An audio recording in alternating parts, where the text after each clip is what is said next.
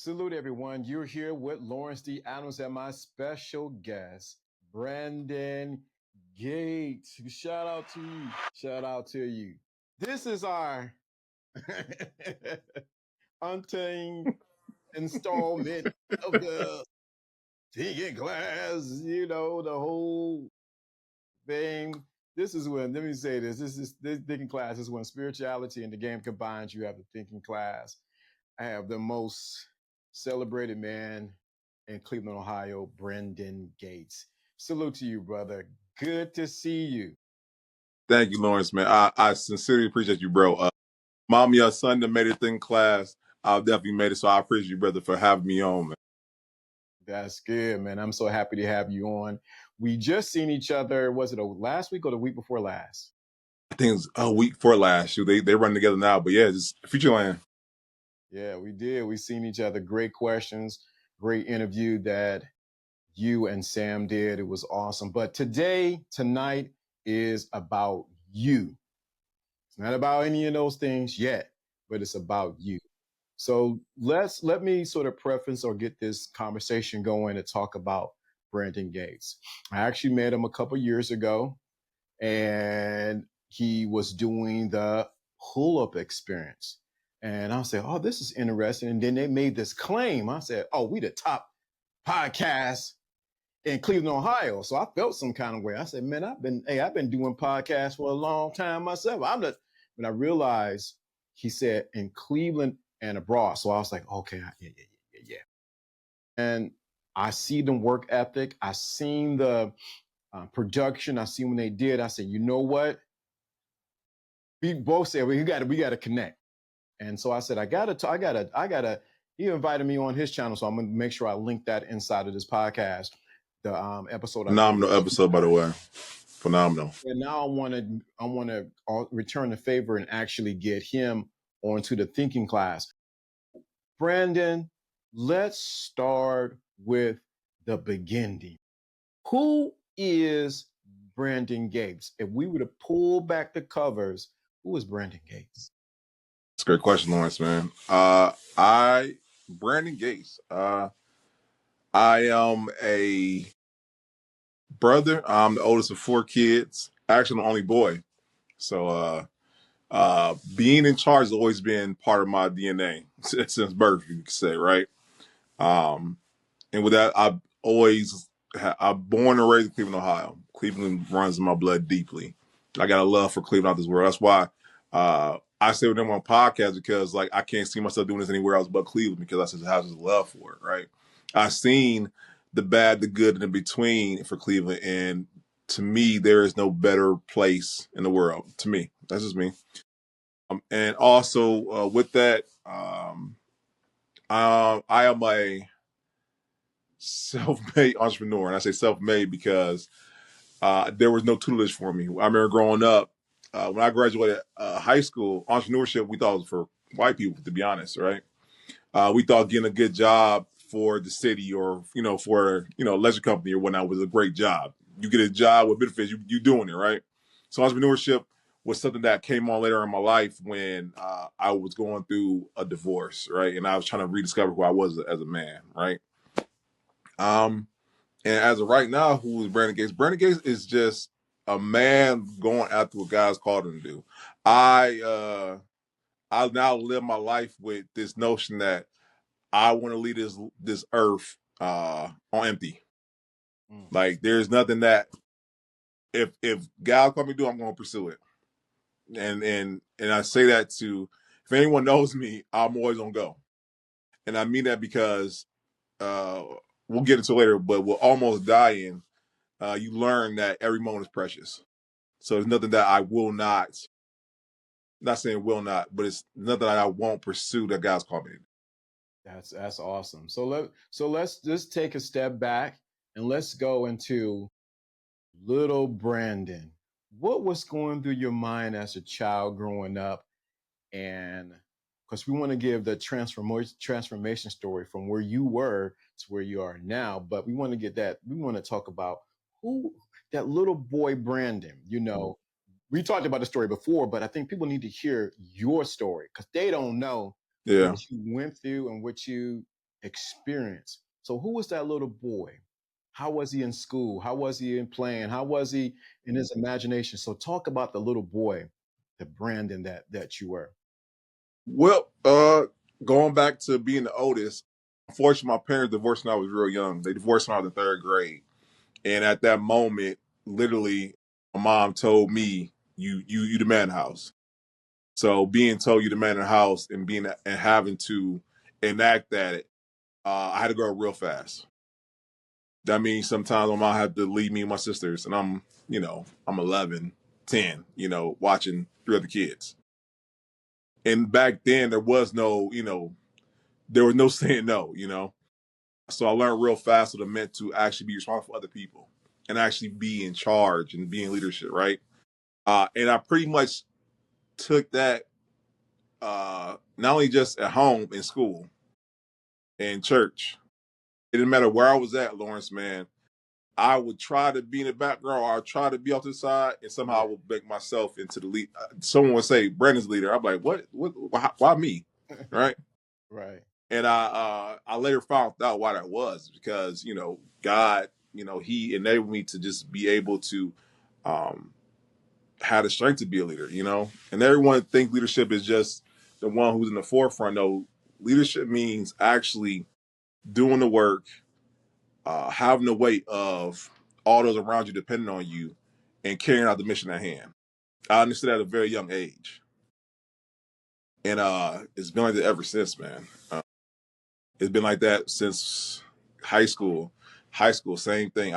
I was a now. Don't laugh at me, Lawrence, man. 'Cause a lot of people know this about me, man. I was captain of my fitness team, right? Well, the what? Captain of the fitness team. The fitness. So fencing with the Fencing. swords. Yeah, Got you. Got you. yeah. And from that, tennis team. I mean, literally everywhere I went, somehow I made my way to leading something. And even when I, transferred to when I got older, start, I guess, being an adult, um, start having relationships, got married, and next thing I know, I'm leading the family. So leadership has always been the forefront of who I am. I really don't know how to do anything else. So let me ask you this question because this is one I know it's going to get you to think.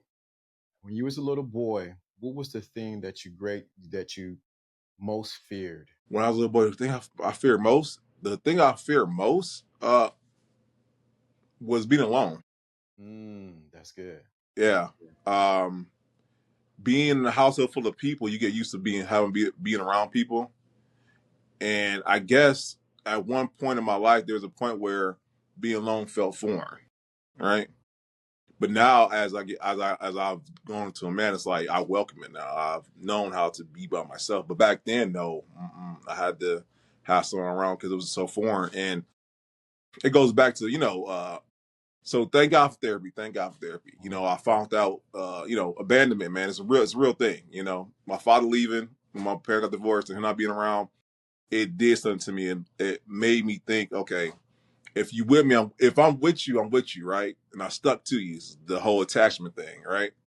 And you you kind of have these relationships with people, and you attach yourself to these people with the notion that if I'm attached to them, they're going to attach to me. Well, that's not always the case. So yeah, I learned that lesson early on in life. So yeah, if I to answer your question, abandonment or being alone was my biggest fear, and I didn't even know that was a thing, by the way, Right, right. until I got older. By the way, Yeah.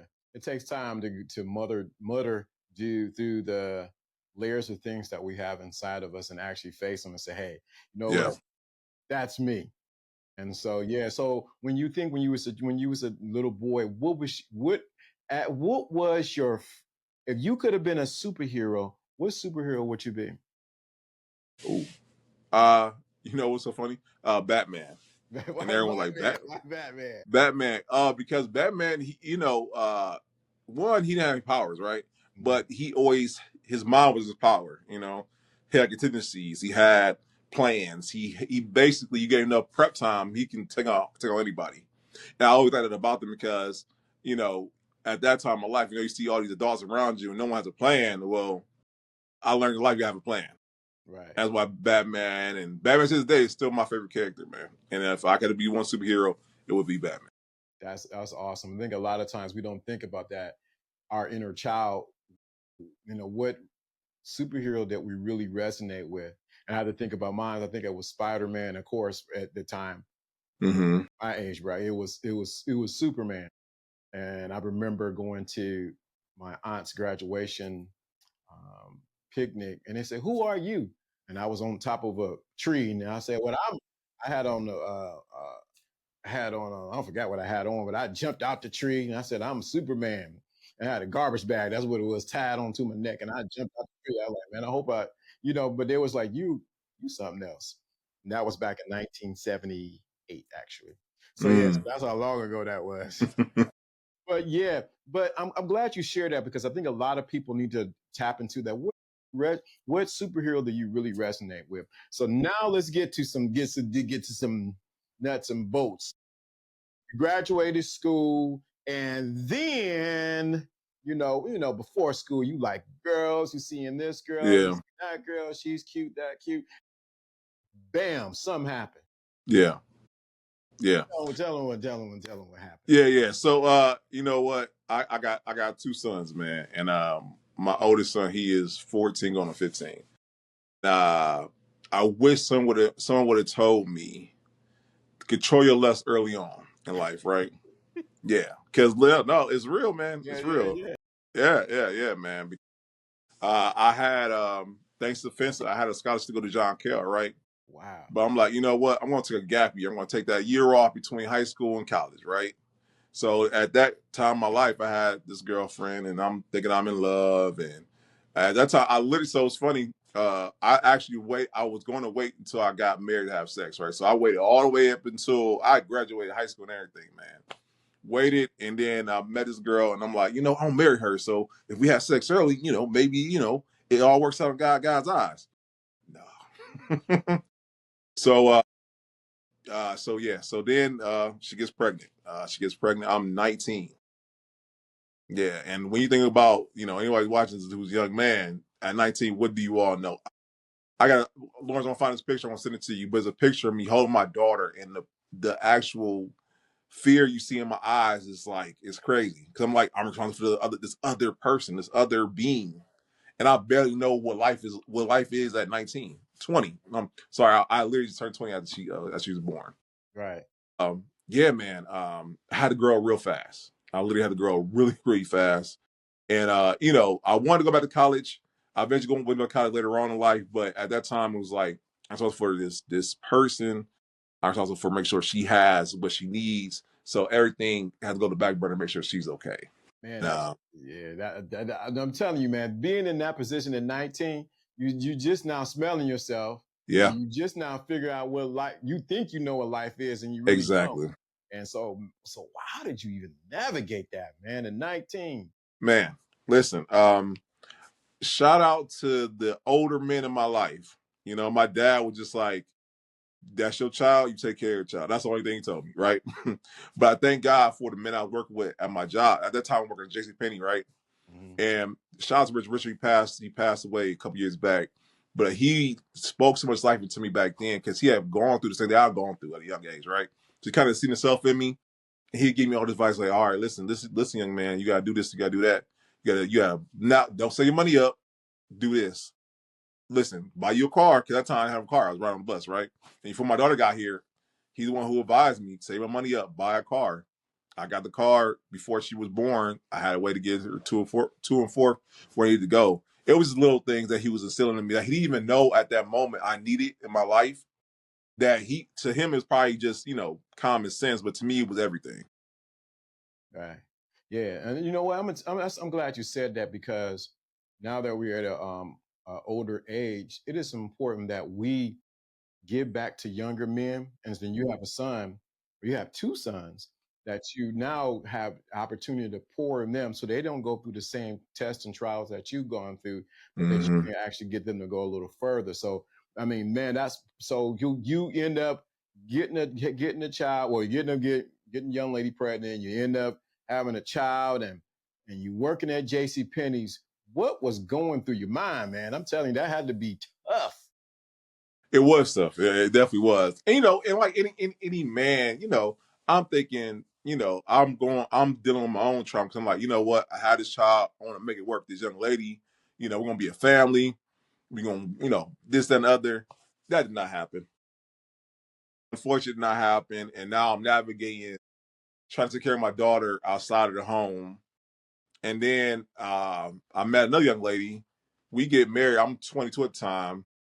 So I'm navigating marriage. I'm navigating being a parent to this now almost 2-year old. And then I have another kid, right? Shooting So up. Yeah. mind you, this is all going on. And then think about it, at 22, 23, how much do you still know? So I'm still trying to navigate life at that age with more, I'm adding more responsibility on, right? Now I'm responsible for this person. Now she's my wife. Now I'm responsible for this, another child coming, right? Yeah. And this is why I would tell any man that's watching this who's a young man. Um, I had to unfortunately had to learn later on. You have to figure out who you are in God before you do anything in life, right? And I unfortunately I learned later on like the importance of that. If I can, not saying I'm gonna go back, but if I can instill that in any of the young man, do that before you do anything else, because who you are in God and who you are in purpose will dictate everything else in your life. Right. And I learned that the hard way, unfortunately. Yeah. And I paid, and I say I paid for it, but my life is an example of what happens when it doesn't occur. Yeah. And that's a powerful lesson right there. I mean, I understand exactly what you mean, because when you're in your purpose in God, or you're Mm-hmm. in your purpose, certain things you automatically become disciplined with, because it has to Absolutely. line up with your purpose. Matter of fact, who you date and who you deal with, almost it has to line up with your purpose. And a lot of, and I'll raise both hands. I didn't date people that didn't line up with my purpose, but because I was driven by my lust and they looked pretty, they had a big booty or whatever, guess Mm-hmm. what happened? I got detoured and I should have been going straight. And Absolutely. so so I think a lot of men can relate to that. And we be honest with it, we all been there, or We we all been all there. have graduated from there. Some people are still in it. Yeah. Yeah. But the thing of it is, he's telling his story like, hey, listen, you don't want to get sidetracked by the face and the body. You Mm-hmm. need to be on purpose with your purpose. You need to be Absolutely. purpose on your purpose. You imagine that, yeah. But yeah, No, that's so good. you got so you navigating all this. When was the moment when you said it's like purpose just smack you in the head? I know you got that story about what happened to you, but tell us when you got into that purpose was like right in your face and you had to make a choice. So, oh man, like I said, we talk about that story, but long story short, it once I got divorced, Lawrence, man. Uh, this thing about tragedy, right? Tragedy can shape you or can make you. It can do a lot of different things. I've been through enough things in my life where tragedy is not. I know tragedy is what you make of it, right? At that point in my life, I knew tragedy because so just to give a little backstory, we I got married. We were together for 10 years. She left, and literally said I can't do it anymore, right? And that's fine. In that point of my life, she moves, goes to Atlanta. I have this house. I literally had a house. This house that we brought together to just by myself, empty, right? So I got a picture of the family on the wall. I got this house. I'm by myself, just me and the dog. I'm like, Lord, what am I gonna do? All right, I'm literally in this house, like, what am I gonna do? Because now, and this is the thing that we as men sometimes we do. We attach ourselves to the identity of husband, father, leader, this, that, and other, right? And then what happens is when those things are removed, Mm, you think that you're less of a person, or you're less than this, you're less than that. And I had to rediscover that when you take away these things, that make me any less a child of God, right? right. And that, Lawrence, when I tell you, it sounds so simplistic right now that I say it, but when you find that thing out and say, God, you can take this all away from me, I'm still yours. Yep. And Lawrence, when I tell you, it was as brightly lit as this room is. That's how it was. Like I was in this house, it was all dim, it was dark, understanding that principle, Lawrence, like a light bulb went off in like around me and inside of me, right? And like I promise you, I hit the ground running. It was like, okay, you're no longer a husband, you're a father, but your kids are only here for the summertime now. And now, what are you going to do with this? What this time I've given you? Are you going to sit in misery? Are you going to sit here and regret? Or are you going to use this time to do what I called you to do? And it's funny because if you listen, or if you watch, or if you just take our time with God, He's going to tell you what He wants from you, right? He gonna give you signs and wonders. At that time in my life, while I was married, podcasting was, it wasn't like it was now. It was still, not saying fairly new. It was like it was hit our culture like crack in the 80s. It was crazy, right? It was like it was something, right? And at that time, I remember I would tell her all the time, like, man, this podcast thing, I think something's gonna happen with that. And she always be like, nobody trying to hear that. And I'm like, okay. And I was just like dim it down, right? But I was still, every moment I got, I don't wait for, I'm listening to podcasts in the car, I'm listening to podcasts. And I will say this to the day I die. David Shands literally electrified podcasting for me. It literally was like, man, he is interviewing these entrepreneurs in his city. And why is it no one doing this in Cleveland? At that time, there was no one doing it. If it was, I didn't know anybody, right? And I remember at that time, I was like, I just want to produce. I want to get the camera. I want to be the one behind the camera. I don't want to be the one in front of the camera. I want to be in the room. That's what I want to be. I want to be in the room. So I'll be a part of it. And I'm pitching this idea to people. I'm telling people about this idea. A lot of people are like, oh, I love it.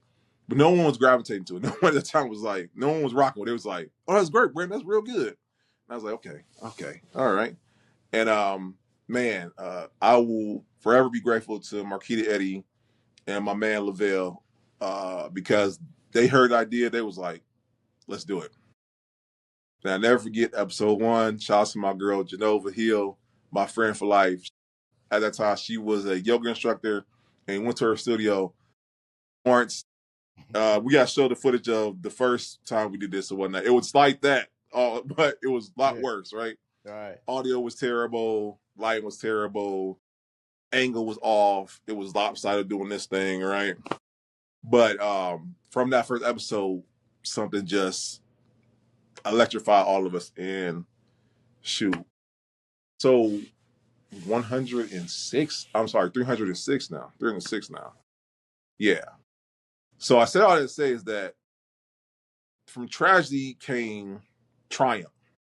Mm. You know, and for anyone who's watching this that's going through anything in life, I know it seems like this is the end, or it seems like you ain't no way you can get out this pit. I'm telling you from experience, you can and you will. Just keep going, keep listening to God, and you will. So this leads me to the question about, should we share it? Yeah, we should share it. How you almost had a near death experience. Because we hear what happened in the childhood, we hear about the kids, we hear about the podcast, but I want you guys to draw a little closer and listen to what he's about to say about him having a near death experience that could have took him out. I could Yeah, have been talking to a ghost right now.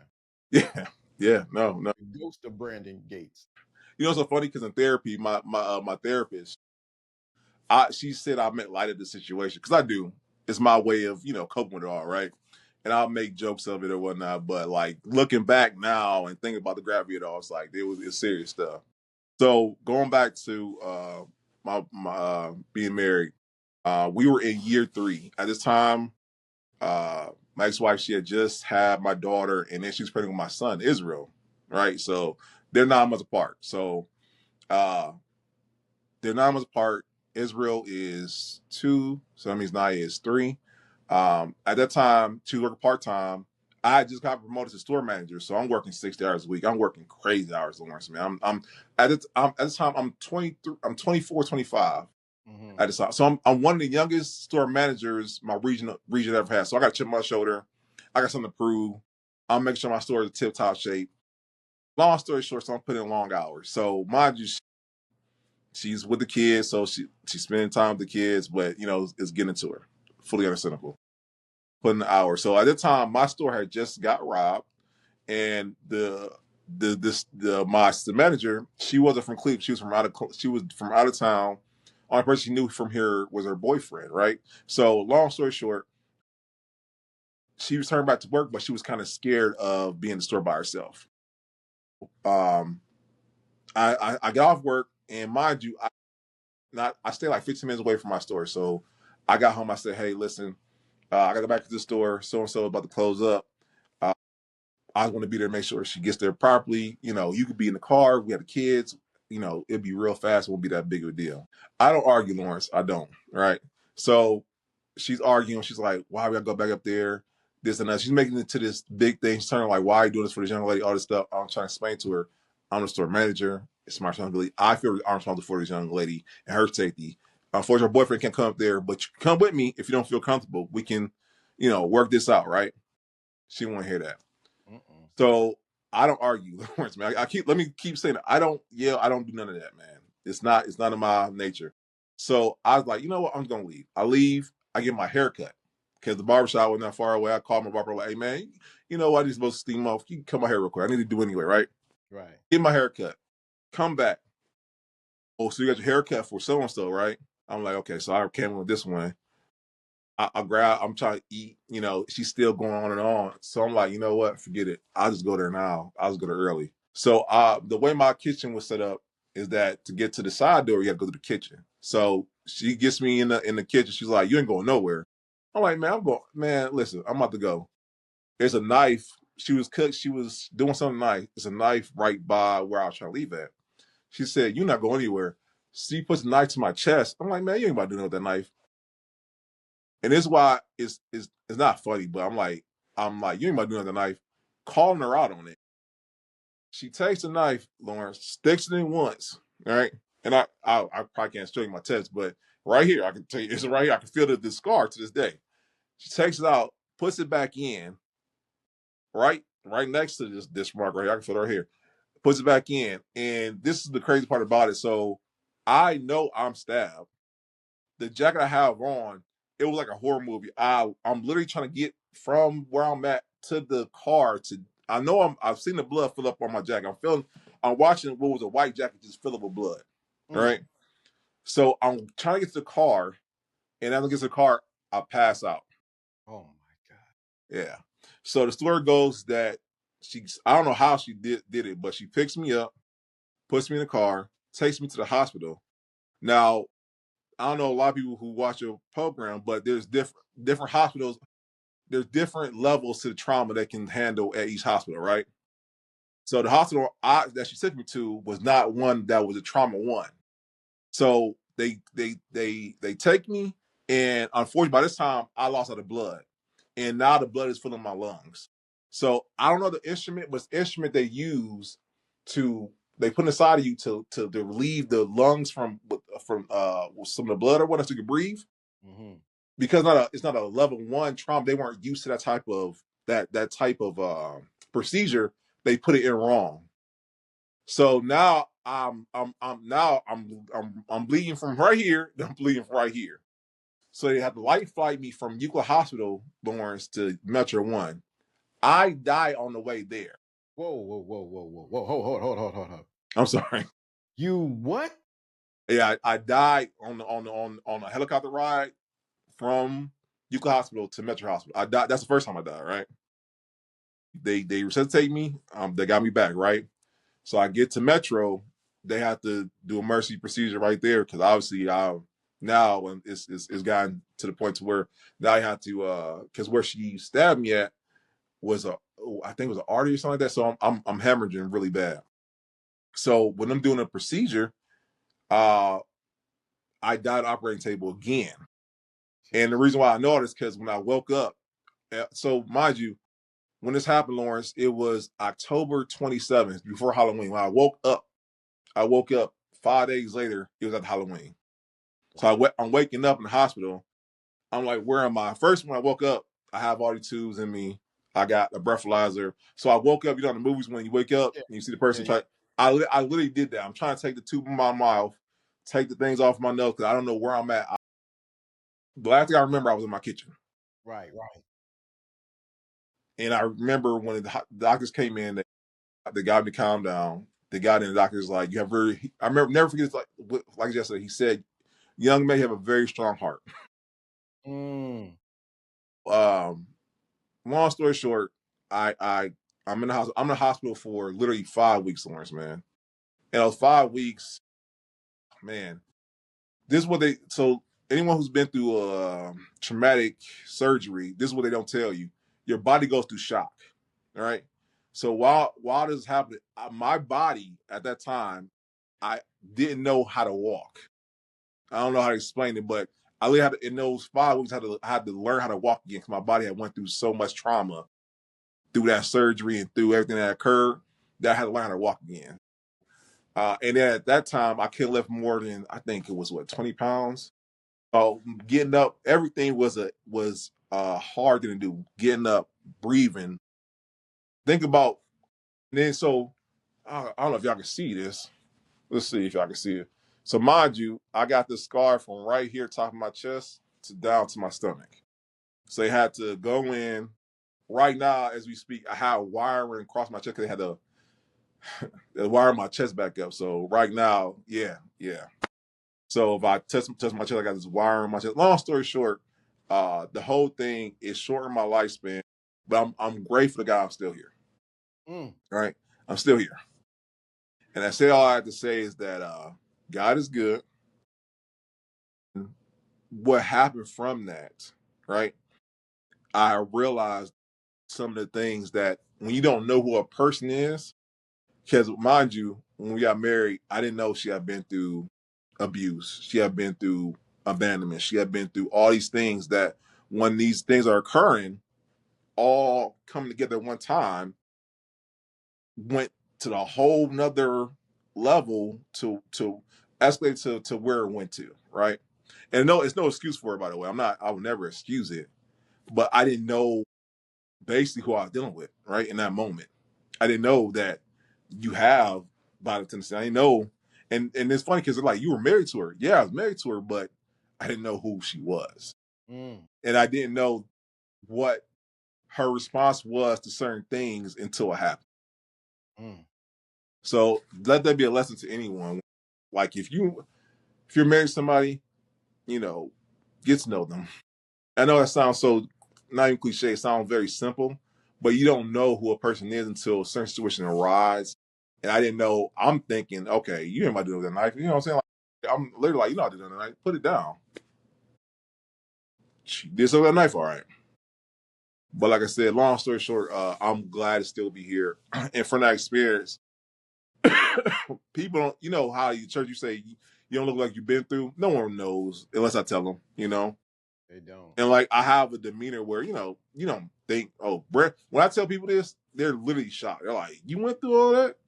So I don't talk about it. I don't bring it up. But I never forget because you were there when at the panel with shout out to Nicole Miller and the Girl Talk.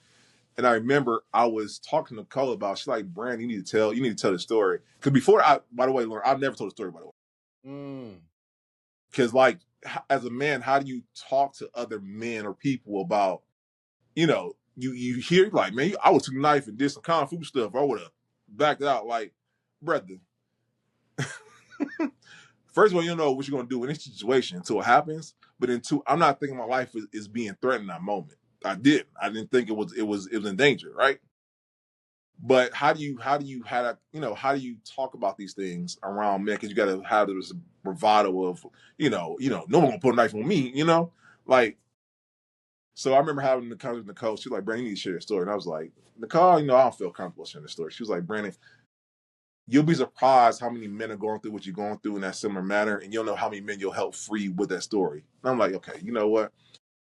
I think it's time, I pray to God, that it helps someone else. It helps free them. So, let's do it. And I did. I'll never forget Nicole called me the very next day, Lawrence, man. She was like, Brandon, the comments, the response I got back from them hearing the snippet of your story was just overwhelming to the fact that I need you to say it again when we get to the panel. I'm like, okay, no problem. But I thank God that what happened to me was able to help others. Yeah, because man, it's so much to unpack in that I'm not going to unpack it. So I'm not going to unpack it because that's a Yeah, whole teaching in that. I will say from there, there's some powerful lessons to be learned.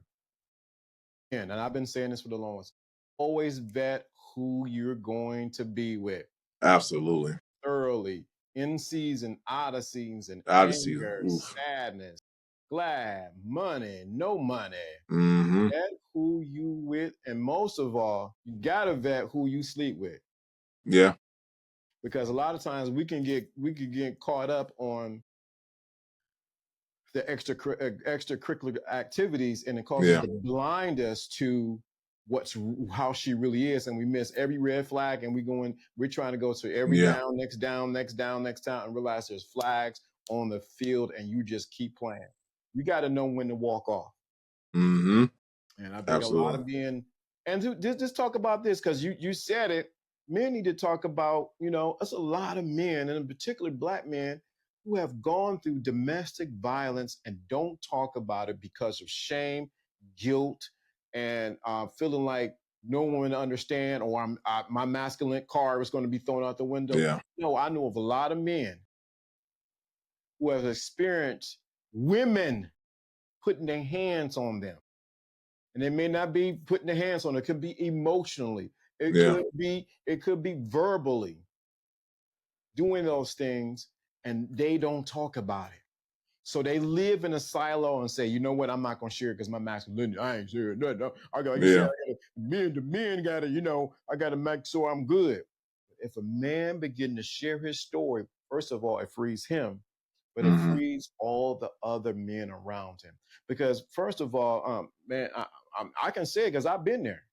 I seen Mm-hmm. the police come out in Atlanta, so I Mm-hmm. can talk about it. So I think that's something. So, but the goal here is your journey from that place to where you're at now. So tell us that journey from stepping out of that to where you are at now, because you're doing some things. Yeah, man. No, God is good, man. I listen. I gotta find the footage, man. But I'll never forget when. Shout out to the Pink Black Honors and shout out to the phenomenal people behind it because when I got nominated for an award and I won the award, I got up on the stage and I didn't think I was gonna win, so I didn't have a speech prepared. But I remember saying on that stage that God can take your mess and turn to a message. You can turn your testimony because it was real because everything I've been through in my life helped me to get to that moment, right? It helped me to be able to say, okay, I'm not gonna. I'm not. I know some people that something's happened to them, and that you can see the point in life where they stop, right? They Mm, stop living, they stop pursuing, they stop going after what God's called them to do. And I refuse to go on that route. mm. And I wanted to be the how can I say this? I want to be able to show people that despite things that happen in your life, you can still prevail. You can still move forward. You can still be what God called you to be, despite it all. So Because what there's what too what? many people in the Bible. You can, that's why, man. Listen, the Bible's phenomenal, man. Yeah. It's too many people that God, God chose them, but the world wasn't chosen, right? And they were imperfect people doing extraordinary things on God's behalf. So what And I, made they get that tenacity to be like, I am not going to bend. I am not going to break. What was it in you, man? Because man, dude, I can hear it, but what was it in you that made you just fight on? I wish you I had know a what? box. Listen, you know what? I don't know if anybody watching this can relate to this, but I seen too many people around me where, like I said, who Mm. stopped.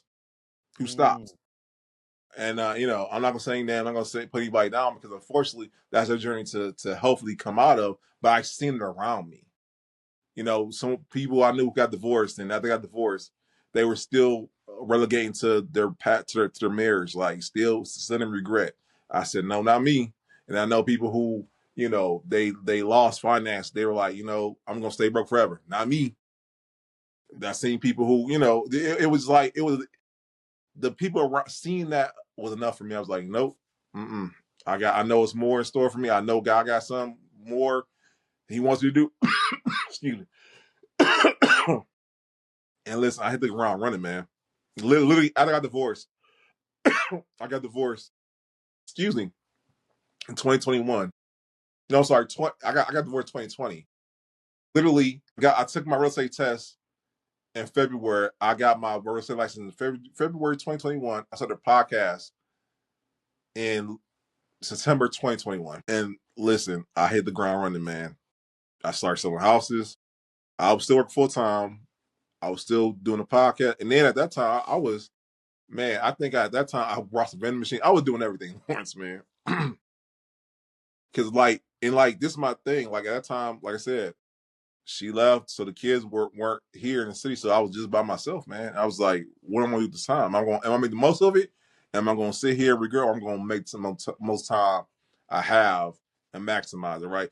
One of the greatest books I ever read in my life, by the way, Lawrence, is T.D. Jakes' Maximizing the Moment. Oh, I read that book. Great book. Phenomenal book. I read that book, Lawrence, man, and it changed my life. Mm. And you want to say another example of what propelled me? That was it too. Because in the book, it literally the whole cusp of the whole book is just what are you gonna do with what God gives you? Mm. And man, listen, and when after reading that book, I was like, you know what? Let's go.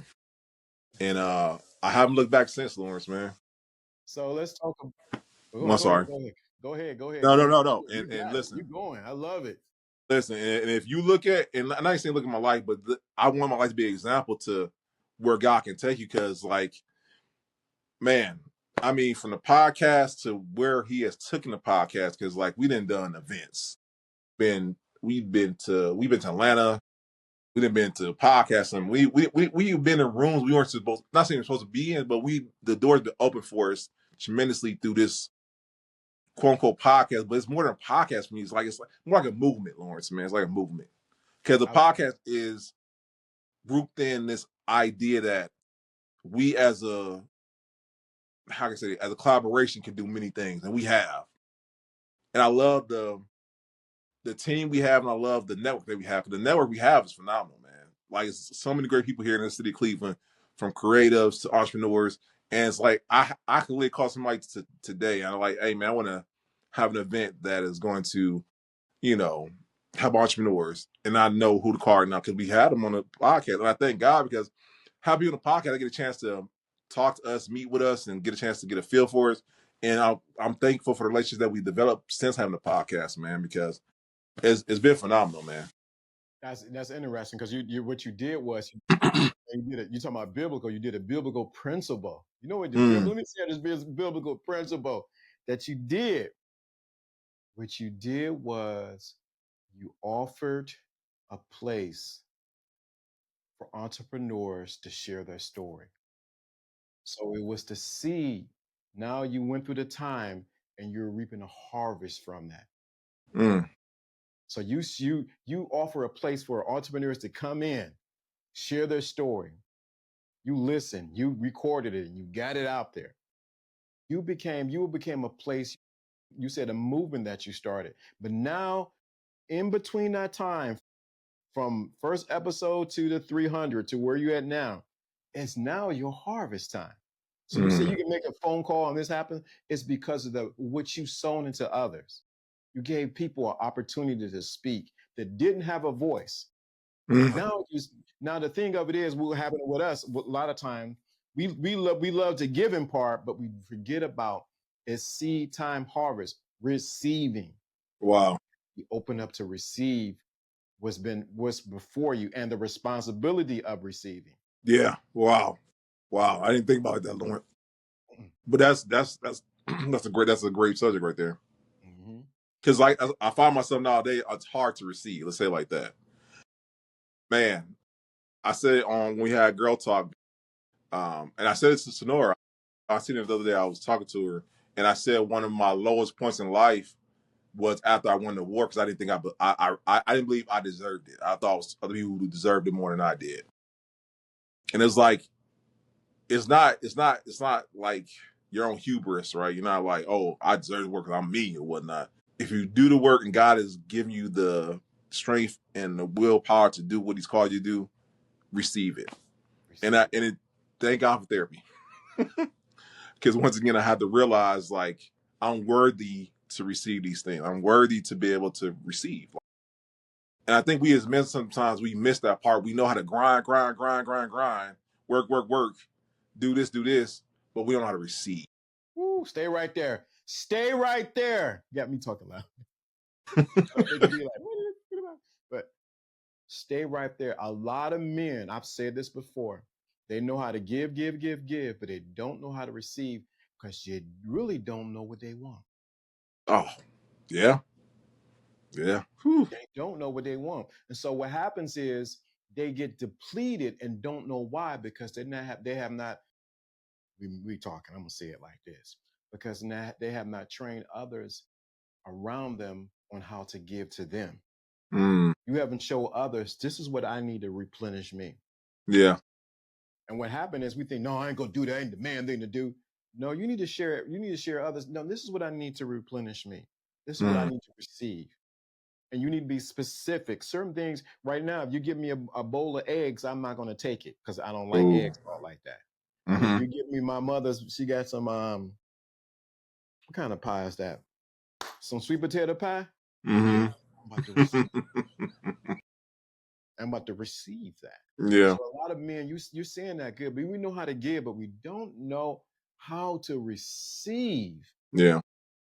And and it's because we've been conditioned that we shouldn't receive. No, no, no, no, no. No. Mm, I've trained my sons. No, you give, but you also know how to receive. yeah. Mm, no. And like I said, I'll be 39 in a couple weeks, man. And I Woo. thank God that I keep saying like I'm getting older. I am getting older, but like I thank God for to be able to get this input or this knowledge to be able to learn these principles because I can now pass it down to my son. Yeah, that's powerful. So now you have the pull up experience. Tell me, because we're coming close to an hour, and I want to, our time is very precious. Yes, sir. Tell me what's next for the pull up experience, or what's next in your heart with the pull up experience, and where is it going? Where is it evolving to? Absolutely. The Pull Up Experience, like I said, it's a podcast, but it's also a movement. So one of the things that we have now been able to do is that we're now teaching. We're now teaching the next generation of podcasters because we think at 300 episodes, we know a little thing or two, right? And so often, so many people come up to it with their concept of podcast, and we literally like do it, and they're like, "I want to know the first step." Well, we know the first step, right? So we started last year. We start thank God for Alicia and shout out to Asia over Creator Space because we have had these series we call Podcast 101, where we teach you how to set the podcast. Podcast 102, which is how to conduct the interview because people think conduct the interview is so simple when it really not. Right? You're right, Lawrence. Right. No. 103, where shout out to Steve and Bree. They show how to do the editing, lighting, like right. But these are things that people miss. That when you want to start a podcast, you want to get the knowledge. We are now able to now impart the next generation of podcasters, and then also Podcasters United, man. That is my personal favorite because if anything I'm about, man, I'm about collaboration. I want to be able to support someone in their endeavor. I want to be able to support the next person. So, and I remember we started out, there was no support, right? So now we now are creating this mastermind where now we're working with other podcasters, like whether you're podcast episode 1, you're a podcast 1,000, like you have something to tell me at 1,000 that I need to know at 300, and so on and so forth. So now we're creating this mastermind where if you just starting out, we can teach you. But if you maybe you learn you run out of gas, maybe you just feel depleted, you don't feel like you're supported. You want to be able to give that support in whatever you're doing. And it's a beautiful thing because we're just having fun, we're collaborating, we're just literally coming together, and it's a good time, man. So Podcast United, now we're teaching, and like I said, now we're like it's funny because I want to get from in front of the camera and be behind the camera, right? So now I wanted to get in my producer mode because I call myself an expert executive producer, but I really want to get into the production part. Like I love the editing. I love setting up the guests. Like that stuff excites me. Like it really does.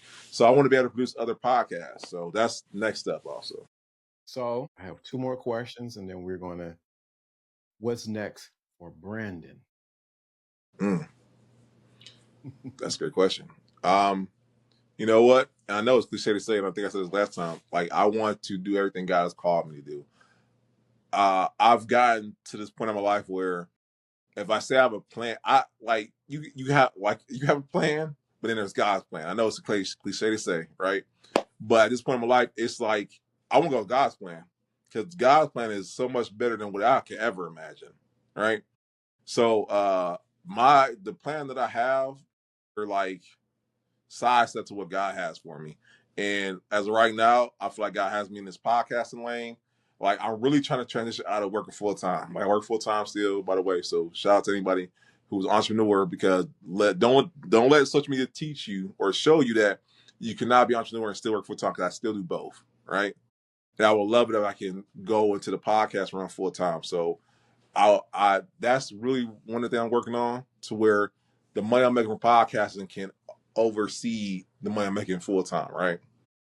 And that's a big dream of mine. I feel like we're on the path to that, and I will hope that in the next time we sit down, Lawrence, man, I'm telling you about how I'm doing this full time. So the first thing that came up to me, it is so. Mm, It is so. Whatever you, it is so. It mm, is so. You shouldn't. You have paid the price. Now it's time for you to get paid for what you do. yes, sir. It is so. It is so. So with that being said, how can people reach you on all social medias and everything? Listen, guys, I Hold on, gotta do before you better. say, So, hold on, before you say that. Wait a minute. What's your last words you want to tell everybody before I say that? Before you tell oh everybody, yeah. yeah, say that. You What's know your last? what? My last word, I want to specifically talk to any man right now who's going through anything. And I want you to look in my eye. Look at these eyes right here, okay? Look into these eyes.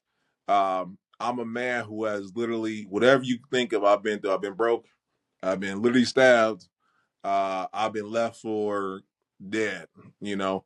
And I'm trying to tell you that whatever you're going through, whatever thing that has taken the life out of you or taken the breath out of you, you can come back from it. And like you come back from it, you can come back and you can thrive and overcome. And take it from somebody who's been there. Okay. So I want to leave you with encouragement. I want to leave you with inspiration. I want to leave you with God's love, man, because God loves you. He does. And I know people here and they don't feel it, but I want you to know that He does. And if you're watching this or hearing this right now, this is the sign that you've been looking for. This is what God is using this right now to speak to you. And I'm thankful that I'm able to be that vessel to be able to speak to you right now. So keep going and know that He's there with you, man. That's good. Now, how can they reach you? The Pool Experience. We are on YouTube. We are on Twitter. We are on Instagram. We are on Facebook, man. The Pull Up EXP. I didn't want to spell the whole thing, so it's the Pull Up EXP. You find across any platform. We would love for you to check it out. With so many episodes, man, I'm pretty sure you'll find one that you like. And if it's one I want personally want you to look at Lauren D. Adams episode, okay? Because it's one of my personal favorites. Appreciate that, man. This has been an honor and a blessing to actually do this for the. God bless Lawrence, man. Yes, no, You listen, man. I know, appreciate you, brother. dude, this has been so good because you know once you do it so many times, it becomes you get so many other nuances to what was Yeah, shared the first time. So this has been good. You share, you know what I really appreciate it too. I'm saying this, I got a little bit of time, is you share from your heart. And I think a lot of times people need to hear from a man who's sharing from his heart, who's went from zero to hero, his transformation, so they can see that their life, if they're in a zero state, that they can go to a hero state. And with the yeah. impact that you're having, not just on your life, but having on the people around you. So, man, this has been an honor. This has been a blessing having you on the thinking class when spirituality and the game combines. Because there was some game shared, but I hope y'all caught on. Let me give a little clue. Choose correctly. Yeah. Find your purpose first, Yes. Yes. not the skirt. Not the Find your skirts. purpose. Find your purpose first and not the Yes. skirt. Boy, I didn't mean to rhyme, but I did that. You know what? And just real quick, Lawrence, man. And it's funny because as you find your purpose, you'll find the person that you need to be with. Oh, oh my God.